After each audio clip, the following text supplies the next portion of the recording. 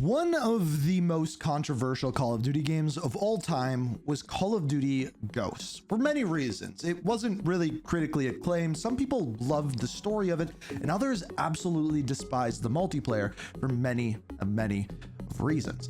But here's the thing. One of the reasons why this may be one of the most hated games is, number one, it wasn't the next Modern Warfare game like people may have been expecting, but also it wasn't actually the game that was supposed to come out that year. In fact, originally Activision planned on a completely different studio that never released a Call of Duty game to put out a game that year, a studio by the name of Neversoft.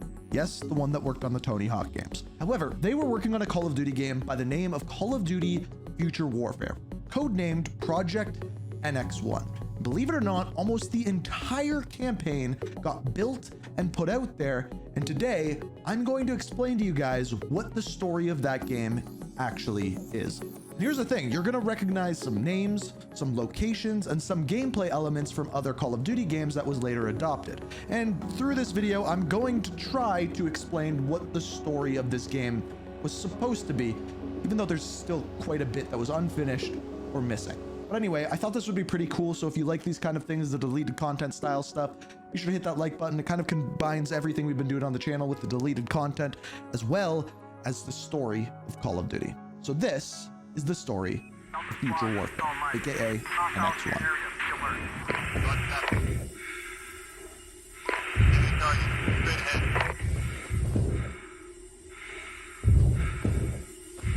Contact.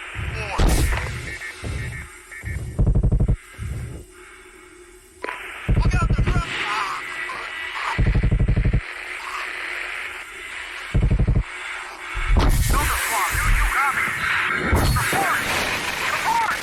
So I just want to be clear, this was very difficult to piece together because not everything at all was in the campaign. So we really have to piece things together. But the first mission, I believe, they are not put in order in the game, but I believe the first mission is called Hit Hard at Home, where America is under attack. Several different areas around America, New York, Washington, and the one that we are in, LA. Spectre, dude, we're dropping in. Get us the hell out of here! Oh shit, AA! 111 is hit! Hold on!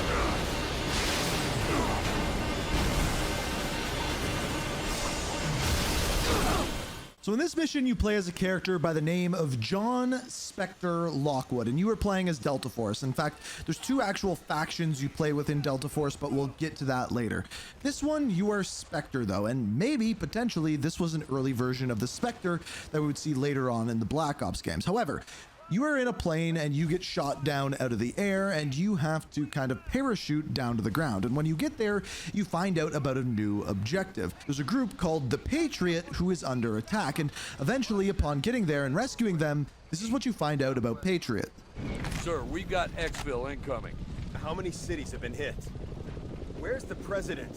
We'll get you briefed en route, sir. We gotta move. Exfil bird is en route. So it is very heavily implied through this that the president is dead, and you now need to rescue the vice president because that is who's in charge. And the very next thing, that is exactly what we hear about, is the evacuation plan. And yes, they did have the similar old school style Call of Duty cutscenes like this. This is SATCOM, Convoy 2, go ahead. We have secured Patriot and need immediate extraction, over. Roger, Convoy 2. We have an armored cavalry unit en route. Patching you in.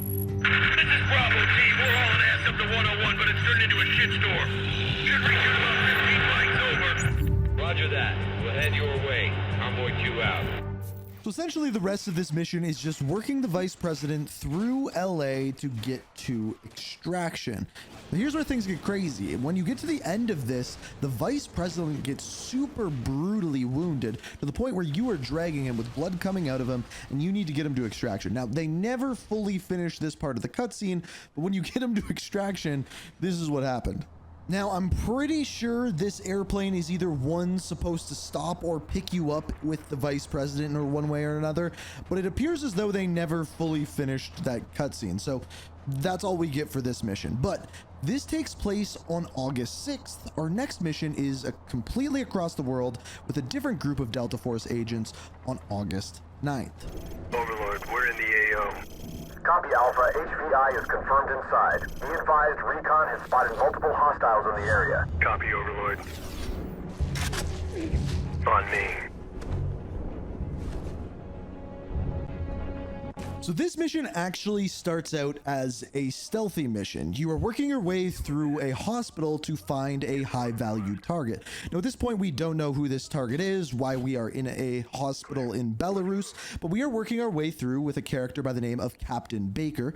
We are playing as Johnny Walker, or John Walker for short, who is one of the 2 playable characters within the game. And then the 3rd member of the crew goes by the name of Keen. Now Keen is essentially one of the most important characters in the game. He is your right-hand man, and he's gonna come back again later, so just keep that name in mind. But then we get to the high value target. You! On your knees! Now! Overlord, we have the HVI. We can't move them. Negative copy, Overlord. Repeat last. Understood. We're done here. Let's move. So seemingly here you find the HVT, find that he is bedridden and is not able to give you any more information. They are a militia leader and you take them out. After the attack on America, you are seemingly hunting down various militia leaders because the next mission takes place in Mexico, hunting down the leader of a cartel. Panther 1, this is Olympus. Intel has indicated that the cartel leaders are currently located at the church southeast of your location. Olympus out. Now this time you were not playing as Delta Force, but you were playing as the Rangers, as someone by the name of Private Jackson. Now clearly you were hunting down a cartel leader in Mexico, but what's interesting about this mission is that in Modern Warfare 2 there was a mission designed after Sicario where you were kind of crossing the border. This is the Mexico border crossing. You are crossing over the border, trying to hunt down someone within the cartel, and the mission actually takes place at that actual border crossing, which was way ahead of its time as Modern Warfare 2 didn't come out for nearly a decade later. Now, unfortunately, this mission isn't actually finished, so we don't get to see them track down that cartel leader like we saw in the hospital. We basically just see them kind of go through a favela, go through a market, and then the mission just kind of comes to an end. But again, hunting down those leaders for militias, for cartels, things along those lines. We're still registering new signatures from inside the church. Continue with the assault, Panther 1. Copy that, Charlie Mike. All right, guys, let's go.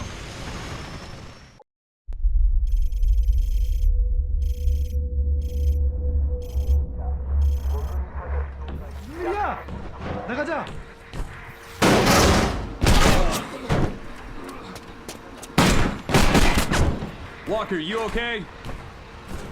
We gotta go, now!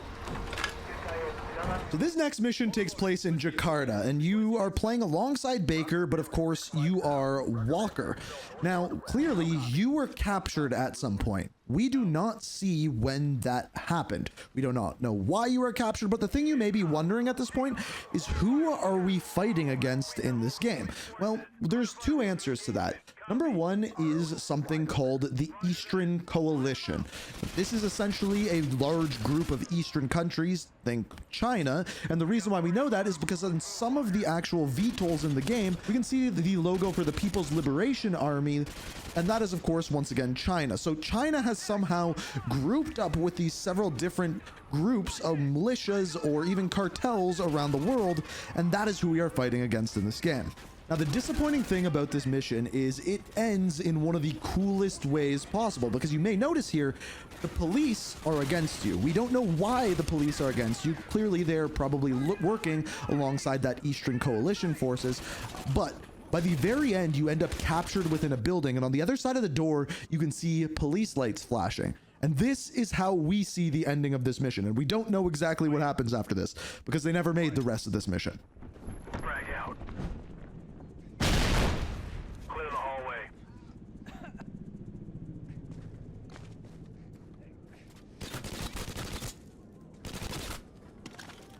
Kilo 4, this is Raptor. We are in position and facing heavy opposition. We need you here now.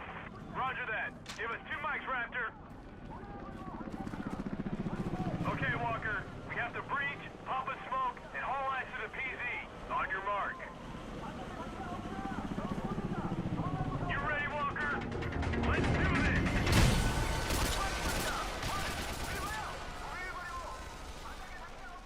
Now, as I mentioned, we are going to have many questions with this story because, well, there's a lot of things that aren't complete, but I'm just trying to paint what the game would have looked like if it eventually would have got released. A great example of this is a mission that they had that was called Skyscraper. Now, this one you play as Spectre, and essentially you are posing as high-class businessmen sneaking into a giant skyscraper to steal something. Now, the reason why I say something is this mission definitely wasn't finished. There's certain sections where you are sneaking through the outside of the building way up in the air and you just are kind of floating along. Or personally, when you get to the objective in this mission is my favorite part. Baker, do you see the objective? That's affirmative. You wouldn't believe what they're up to. Get it and get out ASAP. You've got multiple hostiles inbound. Copy that. Spectre, grab that thing. Weapons hot! Switch to full auto! So clearly they were using a placeholder, and on top of that, I don't think they knew what this objective was actually going to be, as they used words like calling it that thing and get out of here, grab that thing and get out of here. I don't think they had a full plan as to what this item was going to be, and the fact that it was a chicken, I don't know what they were doing with a chicken in that room either, but apparently it was pretty bad. Now, for the rest of this mission, you are essentially escaping the skyscraper, diving off of it, and we don't really get to learn much more about it. Now, another incomplete mission is this one.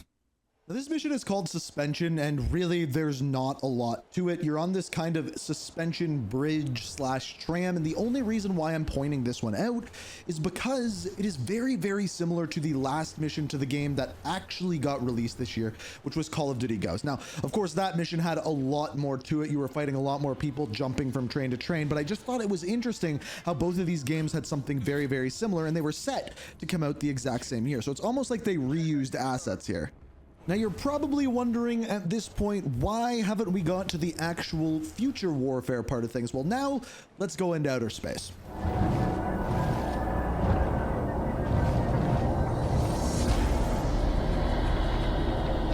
So here's what's interesting. In this mission, it takes place on the moon, obviously. Now, this mission is called Descent, and we can see that we are playing as SPC Walker, a character who we played as before. We are in the 30th Lunar Wing, and specifically on the southern wing, which is EC territory.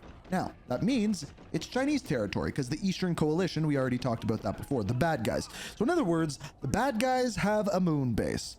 However, it's not the only moon base. Now, we'll come back to that in the next mission, but for now, what you need to know is our characters, the good guys, are trying to break into enemy territory, get behind enemy lines. And once again, we have one of these kind of missions that almost looks like the end of Call of Duty Ghosts once again, where we're on this light rail going through, well, the moon. So eventually we arrive at the station. Now, in the gameplay, it shows that we are playing with Keen, but that's not the case. If you look at the actual audio that's going on, there's another character by the name of Serrano, and we actually get to see the big twist for the entire game right here. So listen carefully to this. Bodies haven't iced yet. 10 minutes, maybe less. I recognize his blade work. Keen killed these men. Move out! So this is where the story gets incredibly confusing, because we now see that Keen betrayed the people that he was working with. There was something going on with a nuke, and now he took that nuke for himself. And as we find out, he betrayed us, he betrayed Griff, and he betrayed his country. Walker, we finally caught up with you. Traitor! I'm no fucking snake. You wasted Griff. You betrayed your brothers, your country, everything! Hate to interrupt, but we got hostile technicals approaching fast. So we don't exactly know what Keen did to betray his country. We know it had something to do with a nuke. We know that he killed Griff, but all of a sudden, they start helping Walker. So Keen picks us up and we try to escape as the EC forces, or the Eastern Coalition forces, attack us. So like we said, this area was under EC control and we were going onto the moon to try to stop them from doing something. We'll figure out what that thing is in a minute. But yes, Keen does end up helping you out, and at the very end of the mission, this is what happens.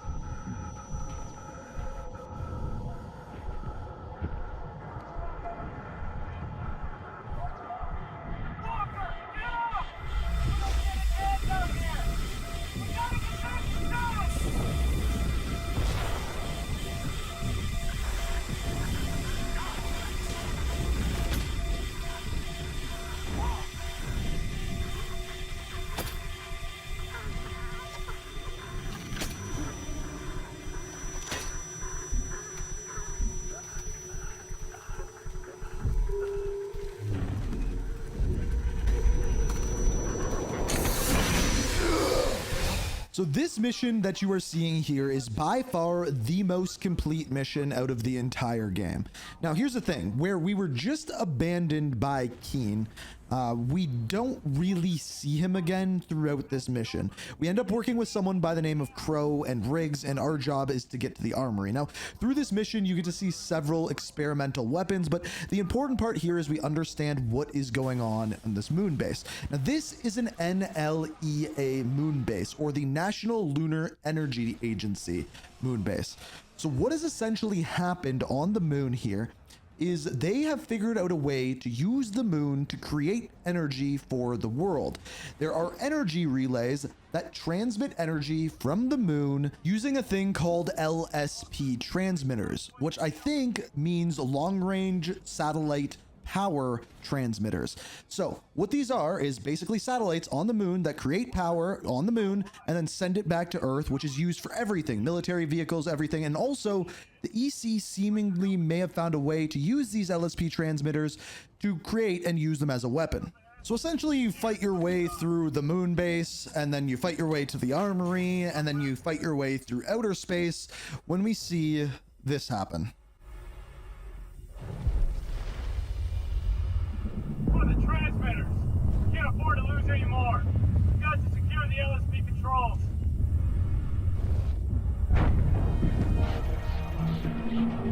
LDB!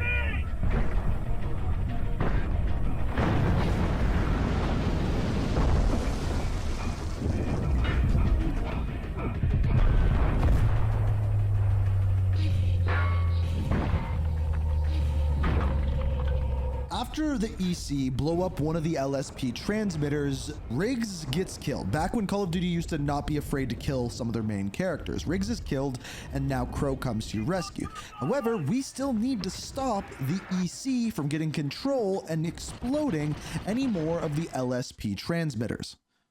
So again, we fight our way through outer space until we get to this point. So this is the main control room, which the EC have completely taken over. And this is when we find out kind of more so what they are planning to do. They are planning to destroy a certain amount of the LSPs and then use the rest of them to create an enormous power surge, destroying the base on the moon and potentially killing millions back on Earth. So we need to stop that. And quite honestly, that's exactly what we do. So basically, the story of this game is that the EC, or Eastern Coalition, are planning on taking over the world. And they start by making a distraction, attacking all of America's major cities and even killing the president. With now the vice president left in charge, America's response is to go after several different militias and cartels that are seemingly working with the Eastern Coalition. All the while, the EC's new plan is to raid the moon base, take over control, and start using it as a weapon. We also find out that Keen, one of our soldiers for America, has flipped sides and is now doing something with the Eastern Coalition and has abandoned his country. We don't really know where else that story goes because the campaign is not over. But the last thing that we know is we end up stopping the attack on the moon base. And this is the final thing that we are left with.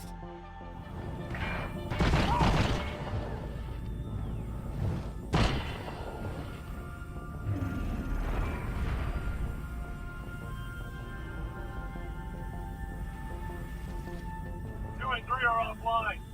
1 and 4 are at 52%. It's not enough, but at least it's something. Nice work, boys. You think they know what's going on up here? Let's hope so. We got work to do. Get moving.